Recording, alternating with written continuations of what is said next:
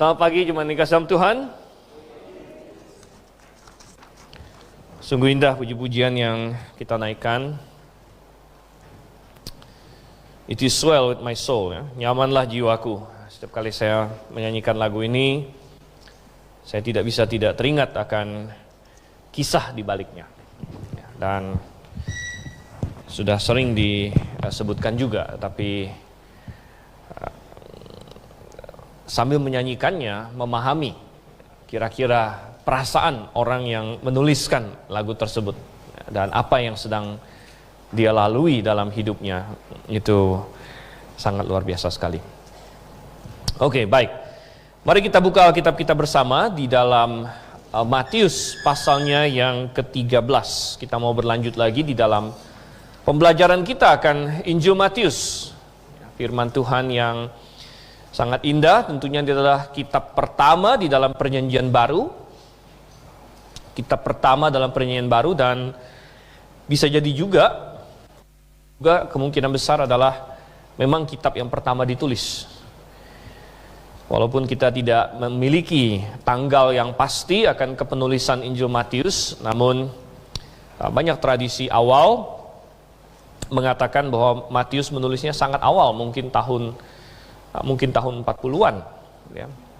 Tentu orang-orang liberal hari ini memiliki pendapat bahwa Markus ditulis duluan, kemudian baru Matius. Namun itu sama sekali menyimpang, ya, dari fakta-fakta Alkitab. Oke, namun kita buka dalam Injil Matius, kita lihat sini, ya, Matius pasalnya yang ke-13, dan kita akan melihat ayat 1 sampai dengan ayatnya yang ke-17. Matius pasal 13, kita akan baca ayat 1 sampai ayat 17. Dan kalau Anda sudah ketemu di Alkitab, saya akan bacakan. Silakan jemaat memperhatikan dengan baik. Pada hari itu keluarlah Yesus dari rumah itu dan duduk di tepi danau. Maka datanglah orang banyak berbondong-bondong lalu mengerumuni dia, sehingga ia naik ke perahu dan duduk di situ, sedangkan orang banyak semuanya berdiri di pantai. Dan ia mengucapkan banyak hal dalam perumpamaan kepada mereka. Katanya, adalah seorang penabur keluar untuk menabur. Pada waktu ia menabur, sebagian benih itu jatuh di pinggir jalan, lalu datanglah burung dan memakannya sampai habis. Sebagian jatuh di tanah yang berbatu-batu, yang tidak banyak tanahnya, lalu benih itu pun segera tumbuh karena tanahnya tipis. Tetapi sesudah matahari terbit, layulah ia dan menjadi kering karena tidak berakar. Sebagian lagi jatuh di tengah semak duri, lalu makin besarlah semak itu dan menghimpitnya sampai mati. Dan sebagian jatuh di tanah yang baik, lalu berbuah.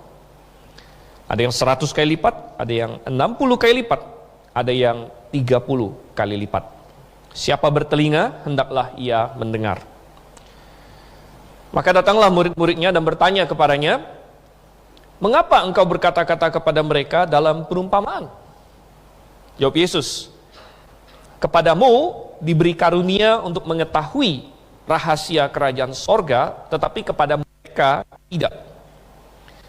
Karena siapa yang mempunyai, kepadanya akan diberi, sehingga ia berkelimpahan. Tapi siapa yang tidak mempunyai, apapun juga yang ada padanya akan diambil daripadanya. Itulah sebabnya aku berkata-kata dalam perumpamaan kepada mereka. Karena sekalipun melihat, mereka tidak melihat, dan sekalipun mendengar, mereka tidak mendengar dan tidak mengerti. Maka pada mereka genaplah nubuat Yesaya yang berbunyi, kamu akan mendengar dan mendengar, namun tidak mengerti. Kamu akan melihat dan melihat, namun tidak menanggap. Sebab hati bangsa ini telah menebal dan telinganya berat mendengar, dan matanya melekat tertutup, supaya jangan mereka melihat dengan matanya dan mendengar dengan telinganya dan mengerti dengan hatinya, lalu berbalik sehingga aku menyembuhkan mereka. Tetapi berbahagialah matamu karena melihat dan telingamu karena mendengar. Sebab aku berkata kepadamu, sesungguhnya banyak nabi dan orang benar ingin melihat apa yang kamu lihat, tetapi tidak melihatnya. Dan ingin mendengar apa yang kamu dengar, tetapi tidak mendengarnya. Mari kita bersatu dalam doa. Bapa di surga, kami dengan penuh ucapan syukur datang bukan hanya pribadi namun sebagai jemaat, sebagai tubuhmu. Kami kumpul melakukan apa yang Engkau perintahkan. Dan Tuhan, kami yakin dan percaya sesuai firman-Mu, Engkau ada bersama dengan kami, bukan hanya secara soteriologis, namun secara eklesiologis. Engkau berada di tengah-tengah kaki Dian, yaitu jemaat-Mu di tempat ini. Dan Tuhan, kami meminta Engkau yang akan menuntun kami kepada kebenaran, Engkau yang akan menerangi hati dan pikiran kami, sehingga kami memahami firman-Mu, dan itu tertanam dalam hati kami, sehingga ketika kami menjalani hari-hari kami dapat melakukan apa yang baik di mata-Mu, apa yang berkenan kepadamu. Dan kami dengan penuh keyakinan percaya bahwa Engkau mengabulkan doa kami ini, karena kami menyampaikannya di dalam nama Sang Putra Yesus Kristus, Juru Selamat kami. Amin. Baik, Bapak Ibu Saudara yang kasih dalam Tuhan, kita sudah melihat pasal Injil Matius sekian lama, kita sudah sampai di pasal 13. Dan pasal 13 ini adalah pasal yang cukup unik. Kita bisa anggap ini semacam pasal tengah, begitu saudara yang kasih dalam Tuhan. Kenapa saya sebut pasal tengah? Walaupun Matius itu kan 28 pasal. Jadi kalau kita bagi dua, ya 14, mestinya pasal tengahnya adalah 14 atau 15. Tetapi pasal 13 ini bisa juga dianggap sebagai pasal tengah karena ada semacam perubahan besar yang terjadi. Ada perubahan besar yang terjadi antara pasal 1 sampai 12 dengan pasal 13 dan seterusnya. Kalau kita melihat bagaimana Matius memulai, dan kita sudah bahas ini, saya sudah sebut berulang-ulang bahwa Matius tentunya dia menulis Injil. Injil itu adalah tentang Yesus Kristus, dan dia memperkenalkan Yesus Kristus sebagai Raja. Tiap-tiap Injil punya penekanan yang berbeda-beda. Ya, Markus menggambarkan Yesus Kristus sebagai hamba Allah yang setia, yang setia melakukan pelayanannya. Ya, Lukas menggambarkan Yesus Kristus sebagai manusia yang menyelamatkan semua manusia, dan Yohanes tentu menggambarkan dia sebagai putra Allah. Matius menggambarkan Yesus, penekanannya terutama adalah dia sebagai Raja, sebagai Mesias. Sebagai Raja, sebagai Mesias. Dan dia memulai dengan menyampaikan silsilah Raja. Raja tentu harus ada silsilah. Harus memberitahu, ini memang dari keturunan Raja, keturunan yang dijanjikan. Dan Yesus Kristus adalah putra Daud, kemudian putra Abraham. Kemudian bagaimana Matius menggambarkan Raja ini melalui berbagai tahapan membuktikan kemesiasannya. Dia lolos dari pencobaan oleh iblis. Dia memberi diri dibaptis sesuai dengan kehendak Allah. Kemudian dia menyampaikan visi misinya. Sebagai seorang raja, dia perlu memberitahu kerajaannya akan seperti apa dalam khotbah di bukit. Pasal 5 sampai pasal 7. Kemudian setelah itu dari pasal 8 sampai dengan pasal 9, 10 dan seterusnya, dia membuktikan kemesiasannya dengan mengadakan tanda demi tanda, mukjizat demi mukjizat, mengukuhkan bahwa dia sungguh benar-benar adalah Mesias. Kemudian apa yang kita lihat, Matius mencatatkan bagaimana reaksi manusia, terutama orang Israel.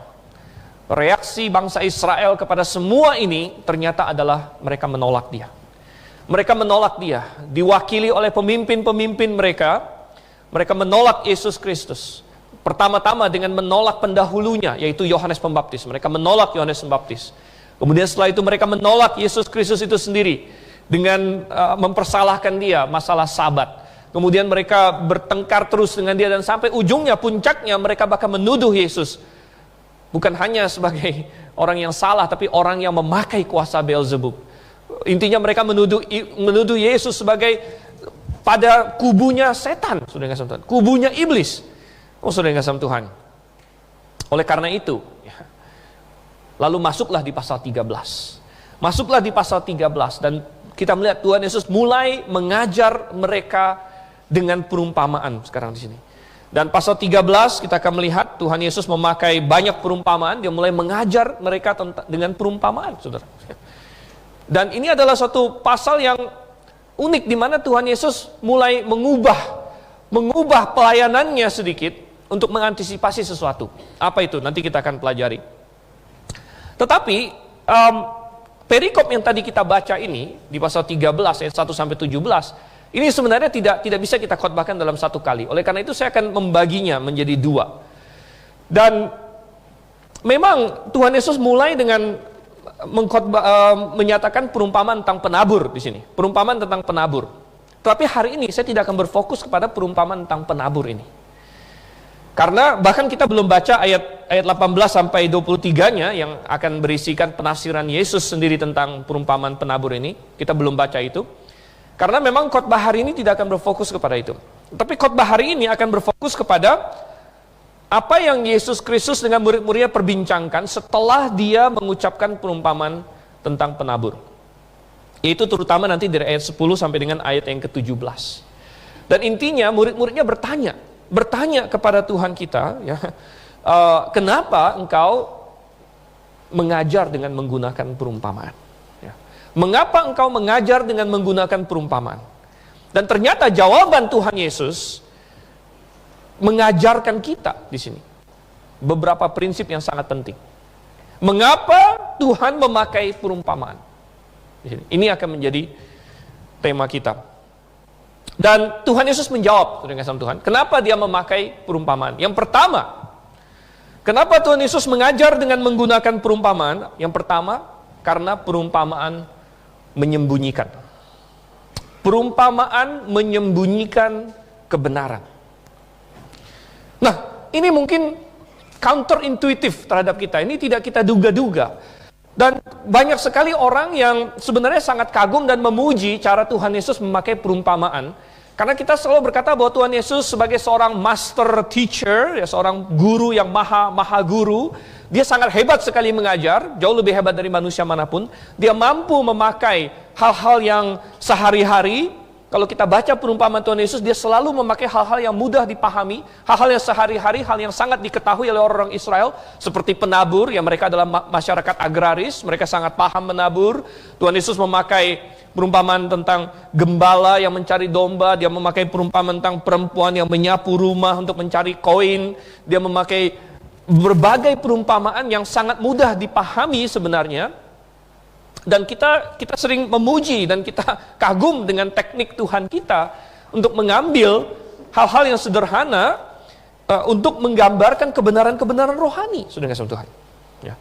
Dan itu memang benar, Tetapi saudara kasih Tuhan, kalau kita perhatikan dari ayat 11 sampai ayat 15, jawaban Tuhan ini pertama ketika murid-muridnya bertanya, kenapa engkau mengajar dengan menggunakan perumpamaan? Ya. Jawaban Tuhan Yesus yang pertama bukanlah supaya orang mudah mengerti. Bukan itu jawaban Tuhan Yesus. Dia tidak berkata, oh saya pakai perumpamaan supaya orang Israel lebih gampang mengerti. Gitu. Bukan itu yang dia jawab. Tetapi Tuhan Yesus berkata apa? Intinya dia berkata, aku memakai perumpamaan supaya, perhatikan ayat 13. Itulah sebabnya aku berkata-kata dengan perumpamaan kepada mereka. Karena sekalipun melihat, mereka tidak melihat, dan sekalipun mendengar, mereka tidak mendengar dan tidak mengerti. Kemudian Tuhan Yesus mengutip dari Yesaya, dari ayat 14 dan ayat 15, Tuhan Yesus mengutip Yesaya di sini, di mana Yesaya juga berbicara kepada orang Israel sekitar 700 tahun sebelumnya. Dia berkata, kamu akan mendengar dan mendengar namun tidak mengerti. Kamu akan melihat dan melihat namun tidak menanggap. Sebab hati bangsa ini telah menebal, telinganya berat mendengar, matanya melekat tertutup supaya jangan mereka melihat dengan matanya dan mendengar dengan telinganya dan mengerti dengan hatinya lalu berbalik sehingga aku menyembuhkan mereka. Jadi kita melihat di sini Tuhan Yesus berkata bahwa dia mengucapkan perumpamaan untuk menyembunyikan kebenaran dari orang Israel. Nah kita bertanya, kenapa demikian? Kenapa Tuhan mau menyembunyikan kebenaran di sini? Kenapa Tuhan mau berbicara sedemikian rupa sehingga mereka melihat dan melihat namun tidak menanggap, dan mendengar namun tidak mengerti? Nah, saudara kasih Tuhan, ada satu prinsip yang sangat penting yang kita harus pelajari di sini. Yaitu pertama, bahwa kita harus, untuk bisa memahami kebenaran secara utuh, kita harus mengukuhkan semua pengajaran Alkitab.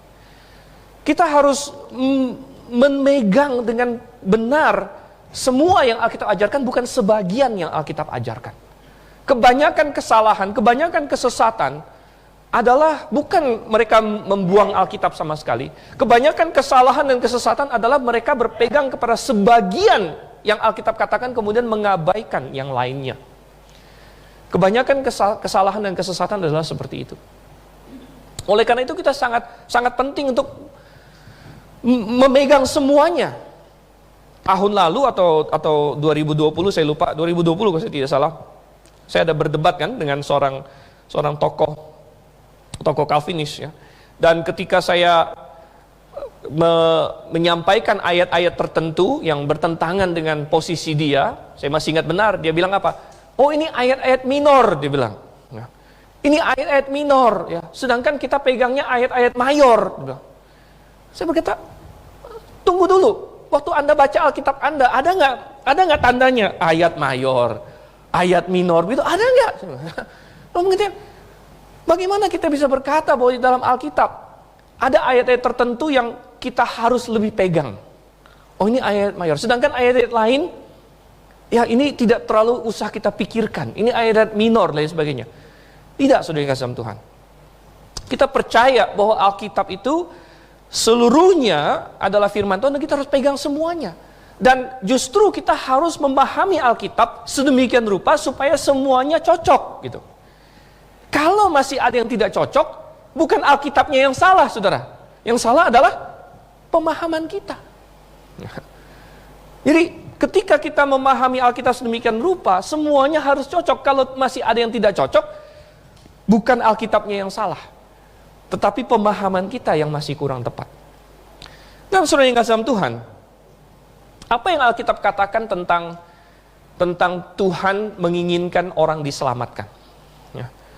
Jelas Alkitab penuh dengan ayat yang mengokohkan itu, yang berkata bahwa Tuhan tidak ingin ada orang yang binasa.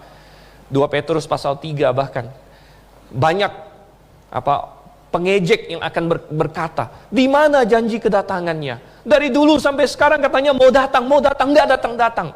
Sudah dinubuatkan akan ada banyak pengejek. Tapi apa yang Petrus katakan dalam inspirasi firman Tuhan? Petrus berkata, ini adalah kesabaran Tuhan, karena Dia tidak menghendaki ada yang binasa, melainkan supaya semuanya bertobat. Oh, dan itu bukan hanya 1-2 ayat. Ini bisa kita perbanyak, kita bisa multiplikasi dari berbagai kitab, berbagai ayat dalam Alkitab yang menegaskan Tuhan ingin orang diselamatkan. Tuhan ingin orang datang kepadanya untuk Dia sembuhkan, untuk Dia selamatkan. Ada begitu banyak. Kepada Yehezkiel, Tuhan berbicara untuk disampaikan kepada orang Israel. Anda buka lagi Yehezkiel. Tuhan berkata, aku tidak berkenan kepada kematian orang fasik, tetapi kepada pertobatannya supaya ia hidup, dan lain sebagainya. Jadi Tuhan ingin manusia diselamatkan. Tetapi kenapa? Kenapa kita melihat di sini? Ya, Tuhan sepertinya sengaja menggunakan perumpamaan untuk menyembunyikan sesuatu di sini. Bahkan di ayat yang ke-15 ya, seolah-olah Tuhan tidak mau manusia itu mendengar dengan telinganya, mengerti dengan hatinya, lalu berbalik sehingga aku menyembuhkan mereka. Kenapa saudara yang kasih dalam Tuhan? Dan kita melihat di sini ada tanggung jawab manusia dan ada kedaulatan Tuhan. Kedaulatan Tuhan yang bukan bertentangan dengan firman Tuhan yang lain, yang mengatakan Tuhan sangat rindu semua orang diselamatkan. Tetapi kedaulatan Tuhan bahwa Tuhan ingin manusia diselamatkan, tetapi on His terms. Artinya adalah Tuhan ingin manusia diselamatkan, tetapi sesuai dengan tuntutan Tuhan, sesuai dengan syarat yang Tuhan berikan. Banyak orang yang berkata, kalau Tuhan memang mau manusia diselamatkan, kenapa enggak Tuhan langsung, ya udah langsung masuk surga aja semua, gitu. Ya sudah langsung ampuni saja semua. Tidak, Tuhan mau menyelamatkan manusia, tetapi sesuai dengan sifatnya, sesuai dengan syarat yang Dia berikan. Ya. Itu adalah kedaulatan Tuhan. Tuhan tidak mau orang diselamatkan yang sebenarnya tidak mau Tuhan. Tuhan tidak mau orang diselamatkan yang sebenarnya membenci Tuhan dan tidak pernah mau berdamai dengan Tuhan. Tuhan memberikan manusia pilihan. Gitu. Oke, ya. Kamu mau atau tidak? Gitu. Dan Tuhan mau kamu diselamatkan. Tapi Tuhan mau kamu diselamatkan, Tuhan mau menggugah kamu dengan cintanya. Sehingga kamu merasakan kasih Tuhan. Dan bisa melihat kebobrokan diri sendiri. Dan menyesal dan berbalik. Dan berkata, Tuhan, aku sudah salah. Engkau begitu baik. Dan kita menerima kasih karunia Tuhan. Tuhan mau kita diselamatkan dengan hal seperti itu. Tuhan tidak mau orang yang hanya sekedar tidak mau masuk neraka. Sekedar mau menghindar dari konsekuensi dosa. Oh, saya mendengar bahwa orang berdosa akan dihukum oleh murka Allah. Saya tidak mau kena murka Allah. Tapi saya tetap membenci Allah. Saya tetap kesal dengan dia. Saya tetap anggap dia penjahat. Kadang-kadang saya membaca di internet ateis-ateis, ya. Segala macam mereka berdiskusi lah. Ada yang tanya sama ateis, kalau kamu mati lalu tiba-tiba Tuhan itu benar-benar ada, ya, kamu akan bagaimana? Ya, ateisnya jawab, kalau saya mati ternyata Tuhan ada, ya mungkin saya akan ngemis-ngemis sama dia, ya. Ya, tapi bagaimanapun juga saya merasa Tuhan seperti itu nggak bener lah, dia bilang segala macam gitu. Ya. Maksudnya nggak sama Tuhan. Ya. Tuhan ingin memperdamaikan manusia dengan dirinya, ya, dengan menyatakan sifat Allah yang sesungguhnya kepada manusia itu, dan membuat manusia itu memahami dia sebenarnya, ya, mengerti dia, dan diperdamaikan dengan dia melalui darah putranya. Oleh karena itu, saudara yang kasih dalam Tuhan, kita melihat, ya, bahwa Tuhan sengaja menyembunyikan kebenaran. Supaya apa? Supaya orang yang tidak cinta kebenaran memang tidak akan menemukannya. Supaya orang yang tidak mau Allah tidak akan menemukannya. Sehingga dikatakan di ayat 11 dan 12. Kalau kita baca ayat 11-12, jawab Yesus, kepadamu diberi karunia untuk mengetahui rahasia kerajaan sorga, tetapi kepada mereka tidak. Kepada mereka diberikan untuk mengetahui rahasia kerajaan sorga, tapi kepada mereka tidak. Ayat 12. Karena siapa yang mempunyai kepadanya akan diberi, sehingga ia berkelimpahan. Tetapi siapa yang tidak mempunyai, apapun juga yang ada padanya akan diambil daripadanya. Jadi, kepada siapa mempunyai, kepadanya akan diberi. Apa yang diberi? Apa yang diberi? Berdasarkan konteks ayat 11, yang paling utama diberi adalah memahami rahasia kerajaan sorga di situ. Kepada barang siapa mempunyai, Tuhan akan berikan supaya dia bisa paham lebih lanjut lagi. Ya. Dan kita sudah sering diajar, ya, dan oleh Pak Soento juga, bahwa mempunyai di sini adalah mempunyai cinta akan kebenaran. Orang yang cinta akan kebenaran, Tuhan akan tuntun kepada kebenaran. Tuntun kepada kebenaran, Tuhan akan memberi dia mengetahui rahasia kerajaan sorga. Dan kemudian dia bisa meresponi itu. Dan dia akan bisa memiliki semua yang lain sampai berkelimpahan, termasuk hidup yang kekal. Dan seterusnya. Tetapi kepada siapa yang tidak memiliki cinta akan kebenaran itu, apapun yang ada padanya akan diambil daripadanya. Coba kita buka dalam 2 Tesalonika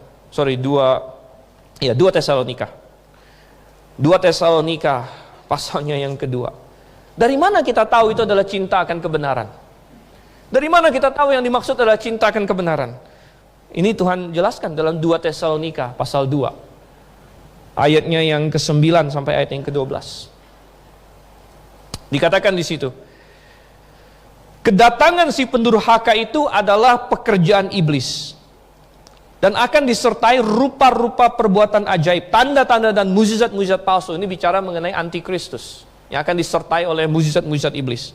Ayat 10, dengan rupa-rupa tipu daya jahat terhadap orang-orang yang harus binasa.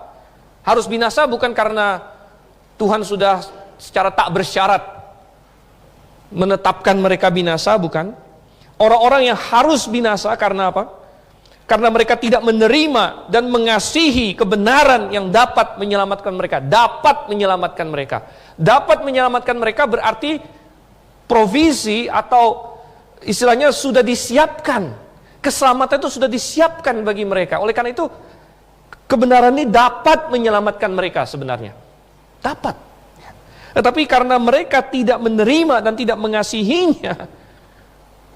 Ayat 11, dan itulah sebabnya Allah mendatangkan kesesatan atas mereka. Wow. Tunggu dulu. Bukankah iblis yang mendatangkan kesesatan?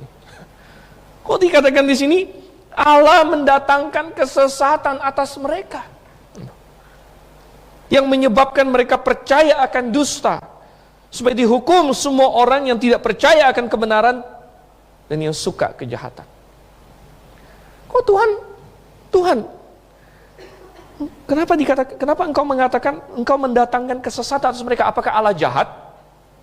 Nah, sekali lagi, kalau orang yang tidak mengenal Tuhan mungkin yang berkata, oh inilah bukti Tuhan jahat. Masa Tuhan mendatangkan kesesatan? Anda boleh buka website-website yang menyerang kekristenan, website-website yang mencari kesalahan Alkitab, website-website yang tujuannya untuk menyerang Yesus Kristus, menyerang Allah yang kita percaya. Mereka bisa memakai ayat-ayat seperti ini berkata, lihat ini kan Tuhan jahat. Namun mereka tidak kenal Tuhan. Tetapi kita yang mengenal Dia, kita berkata, oh ini bukan Tuhan jahat. Karena saya memahami Dia berdasarkan seluruh Alkitab. Karena saya kenal Dia, saya kenal kebaikannya, saya kenal kasihnya, saya orang yang paling berdosa saja diselamatkan. Paulus bisa berkata, aku orang yang paling jahat saja diselamatkan oleh Dia. Allah bukan pribadi yang jahat. Dan ketika kita memahami ini, dengan konteks yang benar, kita melihat bahwa, bukan, ini adalah Tuhan. Tuhan telah menawarkan kebenaran, tapi orang itu tidak mau. Dan Tuhan tidak mau orang, ini bicara mengenai di dalam tribulasi, saudara. Ayat ini bicara sesudah antikristus muncul sebenarnya. Dan setelah antikristus muncul, itu segala mukjizat terjadi di alam semesta ini. Segala tanda-tanda, ada meterai 1 sampai meterai 7, sangkakala 1 sampai sangkakala 7. Intinya adalah bahwa setelah tribulasi mulai, manusia tidak ada lagi yang berkata tidak ada Tuhan, tidak ada malaikat. Karena malaikat dan Tuhan itu sudah nyata semuanya. Hanya saja manusia tinggal pilih, Anda mau ikut yang mana. Anda mau ikut yang mana? Anda mau ikut kuasa antikristus dengan segala supranaturalnya yang luar biasa juga? Anda mau ikut Allah dengan kuasanya juga? Nah saudara, Tuhan di sini mendatangkan kesesatan adalah Tuhan tahu siapa yang hanya akan mencoba lari kepada Dia bukan karena benar-benar mau sama Tuhan, bukan karena mengasihi Tuhan, sebenarnya mungkin benci sekali sama Tuhan, cuman merasa bahwa saya kalah kuat sama Tuhan, makanya yaudah sambil membenci Tuhan sambil datang kepada Tuhan. Tidak, Tuhan akan berkata, saya akan menyatakan kebenaran sedemikian rupa sehingga orang yang seperti ini tidak akan sampai kepada kebenaran. Aku akan memberikan kebenaran dalam bentuk yang sedemikian rupa sehingga orang seperti ini tidak akan sampai kepada kebenaran. Dan itu adalah alasan kenapa Tuhan memakai perumpamaan. Salah satunya, Dia menyembunyikan kebenaran, supaya orang yang cinta kebenaran dapat sampai kepada kebenaran. Tetapi orang yang membenci kebenaran tidak akan sampai kepada kebenaran. Coba kita kembali ke dalam Matius pasalnya yang ke-13, saudara. Matius pasalnya yang ke-13 di sini. Apalagi fungsi dari perumpamaan? Kenapa Tuhan berkata-kata dalam perumpamaan? Yang pertama adalah Dia menyembunyikan. Tetapi yang kedua adalah Tuhan menyingkapkan. Perumpamaan menyingkapkan. Jadi perumpamaan bukan hanya menyembunyikan, tapi perumpamaan juga menyingkapkan. Ya. Menyatakan sesuatu. Ya. Coba kita lihat ayatnya yang ke-16 dan ke-17. Ya. Ayat yang ke-16, 17 dalam Matius pasal 13. Tetapi berbahagialah matamu karena melihat dan telingamu karena mendengar. Jadi ada yang tertutup tapi ada yang melihat dan mendengar. Dan Tuhan bilang, berbahagialah kamu kalau kamu melihat. Karena perumpamaan ini dimaksudkan untuk menyingkapkan kepadamu, kalau begitu. Menyingkapkan. Ya. Ayat 17, sebab aku berkata kepadamu sesungguhnya banyak nabi dan orang benar ingin melihat apa yang kamu lihat, tetapi tidak melihatnya. Dan ingin mendengar apa yang kamu dengar, tetapi tidak mendengarnya. Tuhan menyingkapkan melalui perumpamaan ini. Apa yang Tuhan singkapkan? Oh, banyak hal. Coba kita kembali ke ayat 11. Apa yang Tuhan singkapkan di sini? Ayat 11, kepadamu diberi karunia untuk mengetahui rahasia kerajaan sorga. Tuhan menyingkapkan rahasia kerajaan sorga. Apa itu rahasia kerajaan sorga? Istilah rahasia kerajaan sorga ini sangat khas. Muncul di sini, di ayat ini. Ini ayat yang sangat kunci sekali. Rahasia kerajaan sorga. Sebenarnya waktu Tuhan Yesus pertama muncul dan mulai dari Yohanes Pembaptis, dia selalu berseru, kerajaan sorga sudah dekat, kerajaan sorga sudah dekat. Coba kita buka Matius pasal 3 misalnya kan.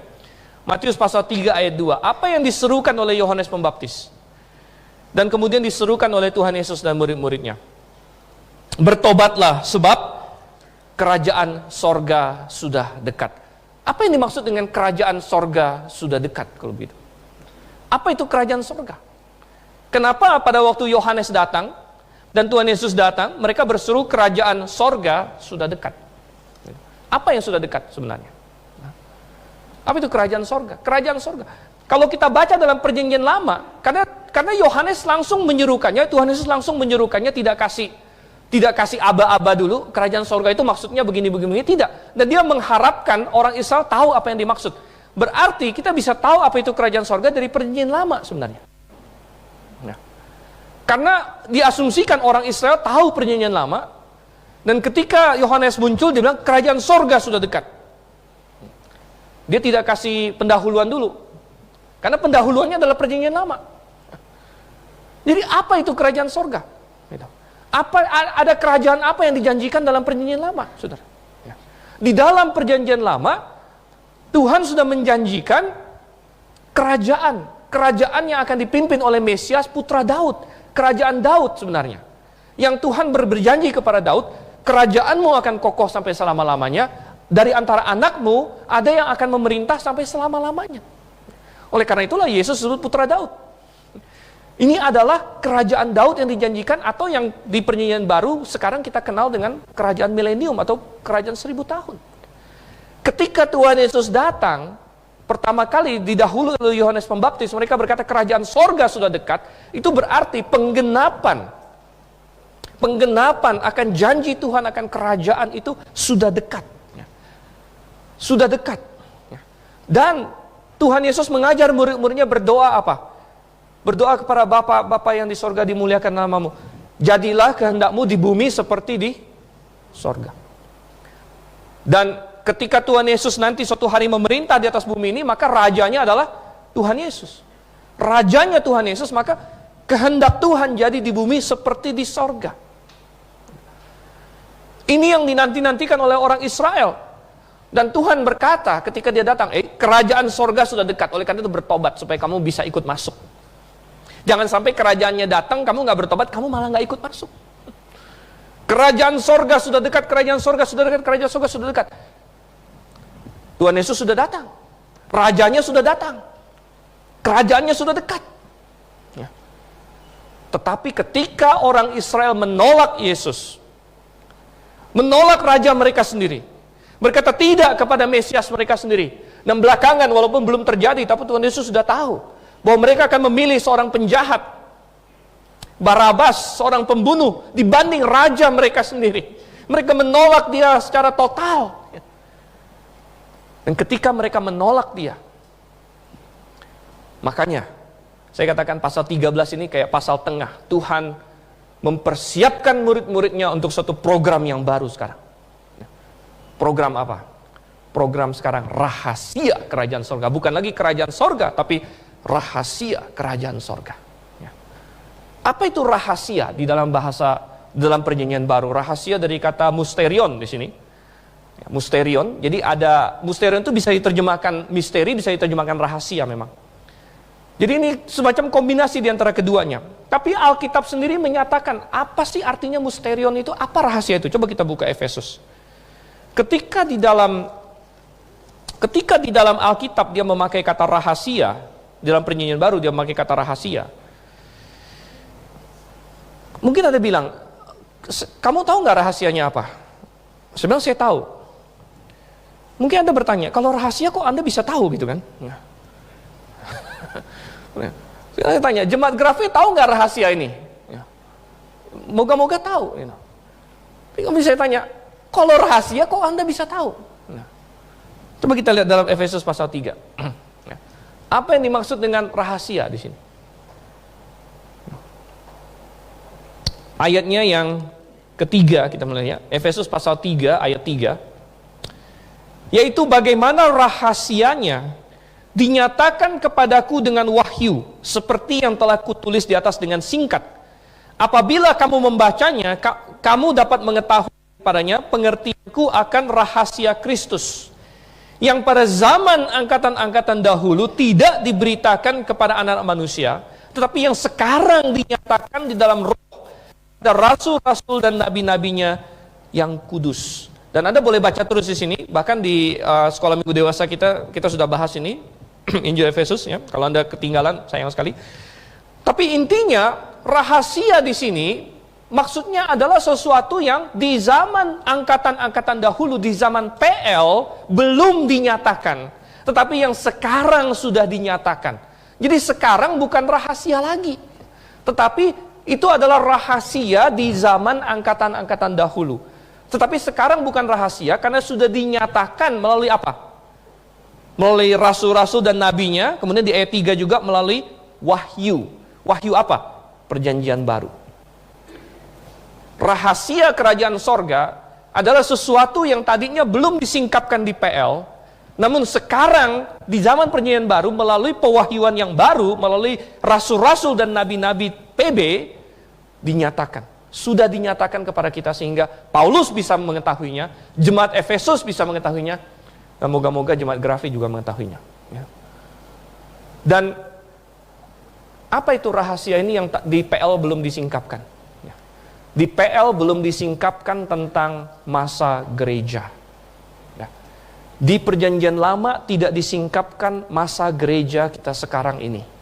Karena kalau Anda membuka dalam kitab Daniel, Daniel menubuatkan bahwa sampai kedatangan kerajaan itu ada 70 kali 7, dia bilang. 70 kali 7 kemudian kerajaan itu akan datang. 69 kali 7 Mesias datang. Kemudian 1 kali 7 kemudian kerajaan itu genap. Orang Israel tidak diberitahu bahwa antara 69 kali 7 dengan yang terakhir 1 kali 7 akan ada masa gereja. Kenapa di PL tidak dikasih tahu, saudara? Karena Tuhan menawarkan kerajaan itu kepada Israel.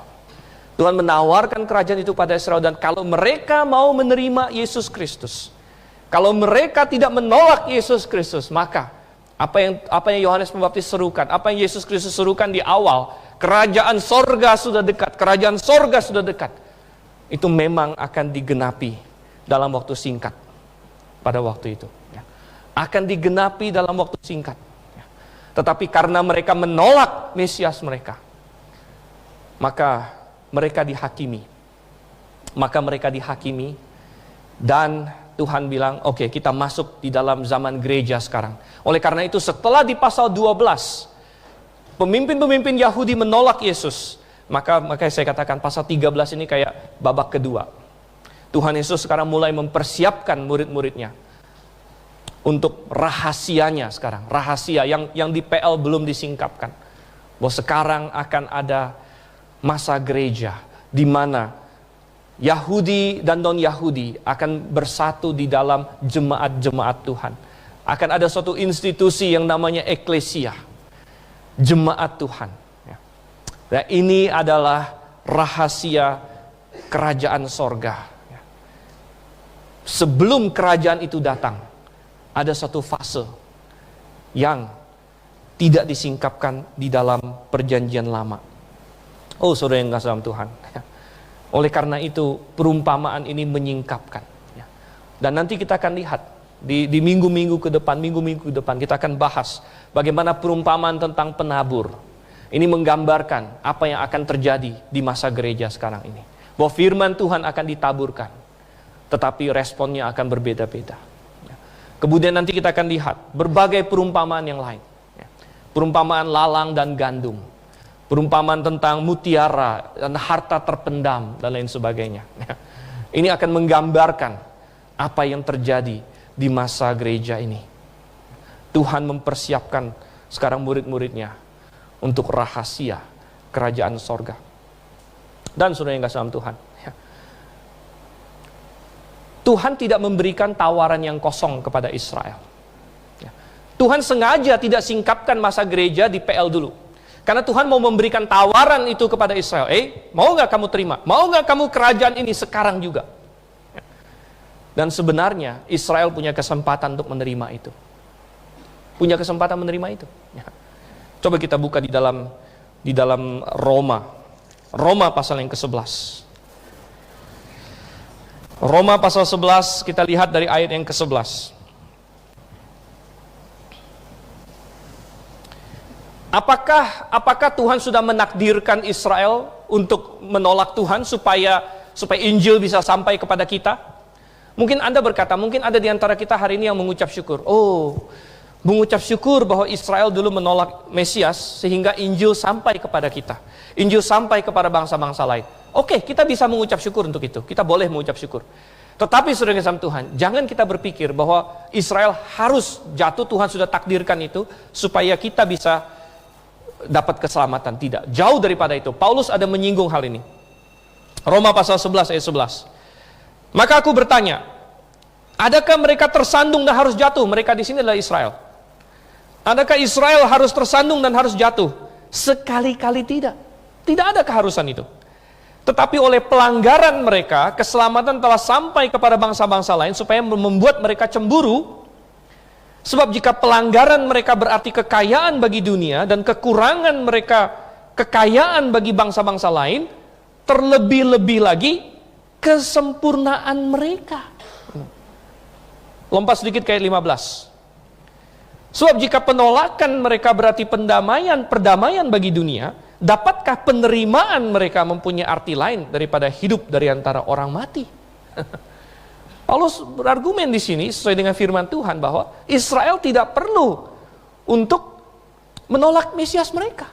Dan kalau Israel menerima Mesias mereka, Tuhan punya cara yang lebih baik lagi untuk menyampaikan Injil kepada bangsa-bangsa lain. Dari awal Tuhan sudah ingin menyelamatkan semua bangsa. Tuhan memilih Israel itu bukan untuk mengeksklusikan bangsa-bangsa lain. Tetapi Tuhan memilih Israel untuk menjadi anak sulungnya untuk memenangkan bangsa-bangsa lain. Hanya karena dosa dan ketegaran hati orang Israel gagal menjalankan fungsi mereka. Jangankan mau menginjil bangsa lain, sendirinya aja kacau balau, muter-muter sana sini dengan penyembahan berhala segala macam. Gitu. Tetapi kita melihat di sini, ini yang kadang-kadang disebut sebagai seolah-olah Tuhan punya rencana A, rencana B, begitu. Sebenarnya bukan berarti Tuhan itu nggak tahu, gitu. Bukan berarti bahwa Tuhan itu kayak kecolongan sama orang Israel, bukan. Jauh-jauh dari itu, Tuhan tentu sudah maha tahu dari awal-awal. Tapi Tuhan ingin tunjukkan kepada manusia, kamu itu tidak perlu salah sebenarnya. Kalau kamu benar, aku punya rencana juga kok yang bagus, gitu. Yang lebih bagus malah. Kenapa kamu mau pilih jalan salah ini? Bahwa saya mendatangkan kebaikan melalui kejahatan kamu, bukan berarti kamu harus jahat. Ketika Yusuf dijual oleh saudara-saudaranya, akhirnya Tuhan pakai itu untuk menyelamatkan keluarganya, karena Yusuf menjadi Perdana Menteri di Mesir. Dan di Kejadian 50 ayat 20, Yusuf bilang, kamu mereka-rekakannya untuk kejahatan, Allah mereka-rekakannya untuk kebaikan. Puji Tuhan. Jadi mereka bisa bersyukur bahwa, oh, untung Yusuf jadi Perdana Menteri. Tapi apakah mereka perlu melakukan itu? Tidak. Kalau mereka baik-baik sama Yusuf, Tuhan punya cara lain yang mungkin lebih indah lagi untuk selamatkan mereka. Coba kita buka satu ayat di 1 Samuel pasal 13, saudara. 1 Samuel pasalnya yang ke-13. 1 Samuel pasal 13. Ayatnya yang ke-13. 13 dan 14. Ini kita sedikit lompat ke perjanjian lama di sini. Hanya untuk mengilustrasikan hal ini. 1 Samuel 13 ayat 13. Kata Samuel kepada Saul, perbuatanmu itu bodoh. Engkau tidak mengikuti perintah Tuhan Allahmu yang diperintahkannya kepadamu. Sebab sedianya Tuhan mengokohkan kerajaanmu atas orang Israel untuk selama-lamanya. Tapi sekarang kerajaanmu tidak akan tetap. Tuhan telah memilih seorang yang berkenan di hatinya. Dan Tuhan telah menunjuk dia menjadi raja atas umatnya. Karena engkau tidak mengikuti apa yang diperintahkan Tuhan kepadamu. Ini Tuhan menolak Saul. Kemudian dia menubuatkan, intinya bahwa dia mencari seorang yang berkenan. Siapa seorang yang berkenan itu? Daud. Dan dari Daud akhirnya muncul juru selamat Yesus Kristus. Jadi dalam pemahaman tertentu, karena Saul ditolak, makanya ada Daud, makanya akhirnya Yesus menjadi anak apa? Putra Daud. Jadi kita bisa berkata dong, oh, untung Saul tolak gitu ya. Untung Saul ditolak sehingga Daud muncul. Tetapi sebenarnya Tuhan ingin kasih tahu kepada Saul, kamu tidak ditakdirkan untuk memberontak, Saul. Ya. Aku punya rencana yang bagus untuk kamu kalau kamu setia. Ya. Aku punya rencana yang bagus untuk kamu kalau kamu setia. Kalau kamu setia, aku akan mengokohkan kerajaanmu untuk selama-lamanya. Tuhan bilang, ya. Kamu tidak ditakdirkan untuk menolak, untuk memberontak. Oke, kamu memberontak, Tuhan pakai itu untuk kebaikan. Karena kamu memberontak, Tuhan pilih Daud. Dari Daud muncul Mesias dan sebagainya. Itu adalah kedaulatan Tuhan. Ya. Itu kedaulatan Tuhan. Tetapi Tuhan ingin kasih tahu manusia, setiap kita punya pilihan dan Tuhan punya rencana untuk tiap kita masing-masing yang baik. Tapi kita bisa tolak rencana itu, kita bisa memberontak, atau kita bisa ikut. Dan apapun yang kita pilih, kita nggak bisa mengalahkan Tuhan. Apapun yang kita pilih, rencana Tuhan nggak mungkin gagal. Saul mau terima, mau tolak, Tuhan akan mendatangkan Mesias. Tuhan akan mengokohkan kerajaan Israel. Tetapi entah Saul mau menjadi bagian itu atau tidak. Gitu. Tuhan entah bisa kokohkan lewat Saul atau Tuhan kokohkan lewat orang lain. Kamu yang pilih. Jadi ini menekankan kedaulatan Tuhan dan tanggung jawab manusia. Kita belajar dari Israel. Israel dikasih pilihan oleh Tuhan. Ini Mesias kamu. Kamu mau terima, kerajaan sorga sudah dekat. Kerajaan sorga sudah dekat. Tapi mereka tolak. Mereka tolak. Ya. Kerajaan sorga masih dekat nggak? Masih dekat. Tuhan tidak salah. Tuhan tidak salah ngomong. Ya. Mereka tolak. Kerajaan sorga tetap dekat dalam pengertian bisa terjadi kapan saja. Bisa terjadi kapan saja. Dan sampai hari ini pun kita bisa berkata kedatangan Tuhan sudah dekat. 1000 tahun yang lalu sudah dekat belum? Sudah dekat juga karena bisa terjadi kapan saja.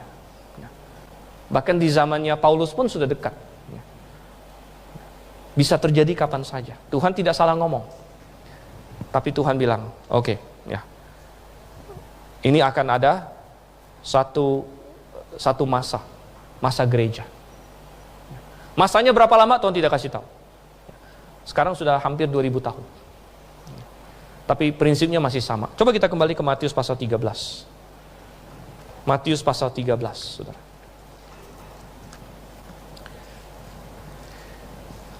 Apa fungsi perumpamaan yang ketiga? Yang pertama adalah perumpamaan menyembunyikan. Yang kedua adalah perumpamaan menyingkapkan. Dan yang ketiga, perumpamaan mendorong. Perumpamaan mendorong, memotivasi kita untuk bertindak. Coba kita lihat Matius 13 ayat yang ke-9. Setelah menyelesaikan perumpamaannya, Tuhan Yesus berkata, siapa bertelinga, hendaklah ia mendengar. Tuhan mengucapkan perumpamaan bukan hanya untuk menjadi suatu cerita yang enak didengar. Tapi Tuhan menuntut tindakan dari kita. Sehingga Tuhan berkata, oke, kamu sudah dengar, kalau kamu punya telinga, dengar. Dengar di sini bukan cuma oke, udah dengar, tapi lakukan. Ada sesuatu yang perlu kita lakukan, mendorong kita. Oleh karena itu, saudara yang kasih Tuhan, manusia selalu dituntut untuk merespon kebenaran. Merespon kebenaran yang sudah dia dengar. Israel disuruh merespon kebenaran yang mereka dengar di masa mereka. Tanggung jawab Israel adalah di masa Israel. Kita tidak usah terlalu banyak bahas itu. Yang sekarang, hari ini, kita di masa gereja, kita juga punya tanggung jawab. Kalau Anda sudah mendengar kebenaran, maukah kamu meresponi kebenaran itu? Meresponi kebenaran. Tadi kita bicara mengenai cinta kebenaran. Saudara, cinta itu pasti akan ada aksinya. Kalau seorang laki-laki janji cinta terus sama perempuan, I love you, berulang-ulang. Pertama dengarnya seneng dong, gitu ya. Tapi kalau I love you, bertahun-tahun I love you, gitu kan? Ya. Tapi nggak ada ininya nih, nggak ada tindak lanjutnya. Wah, bingung juga, I love you apa ini, gitu kan? Mana ininya, mana proposalnya nih, gitu kan? Pikir-pikir, apa mesti dikelitik-kelitikin atau apain, gitu kan ya? I love you, tapi nggak ada tindakannya. Aku cinta kebenaran. Aku cinta kebenaran. Benarkah? Ya. Kalau kita cinta kebenaran, ya. Apa tindakan kita? Ya. Apa tindakan kita? Ya. Apa langkah yang mau kita ambil? Ya. Pertama-tama kita mau diselamatkan. Oh, itu sudah pasti. Kalau Anda cinta kebenaran, Anda akan meresponi Injil. Tetapi tidak stop sampai di sana. Kalau kita cinta kebenaran, kita mau kejar kebenaran, kita mau bergabung dengan jemaat yang benar, kita mau memberi diri dibaptis, kita mau tumbuh, kita mau ikut melayani, mau memberi untuk Tuhan, kita mau belajar. Ada banyak, saudara. Perumpamaan Tuhan berikan untuk mendorong kita supaya kita merespon kebenaran itu. Mari kita bersatu dalam doa.